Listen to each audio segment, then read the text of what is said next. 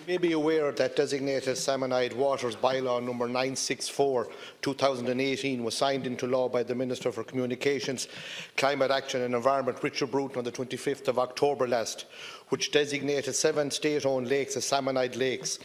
This bylaw was challenged in the courts and the case was not defended by the government. This bylaw was specifically signed into law to protect the native species in the 7 salmonid lakes and to control the invasive species which were illegally introduced to these lakes. A bylaw must be implemented as a matter of urgency to protect the native species in these 7 lakes. 2 issues, Tánaiste.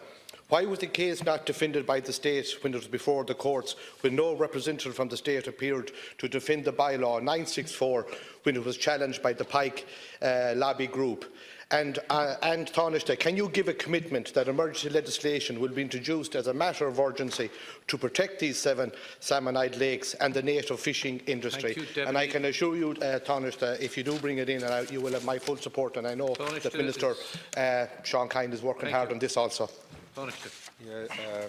Thank you, Deputy, for raising this issue. The matter referred to by the Deputy has been examined by the Department of Communications, Climate Action and Environment and is not considered a matter that can be appropriately included in primary legislation. Primary legislation in the inland fisheries area generally sets out a framework for the vires of the relevant minister to enact secondary legislation to encompass fisheries management matters.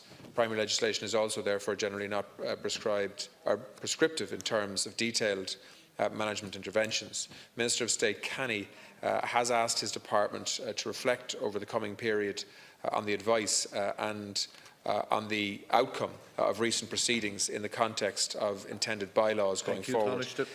It must be emphasised in the context of the Deputy's question that the lakes in question have long been designated as a matter of policy for management primarily for the benefit of wild brown trout, and that policy designation remains. Inland Fisheries Ireland have advised that stock management plans in respect of these lakes for 2019 have been approved by its board. Thank you very much.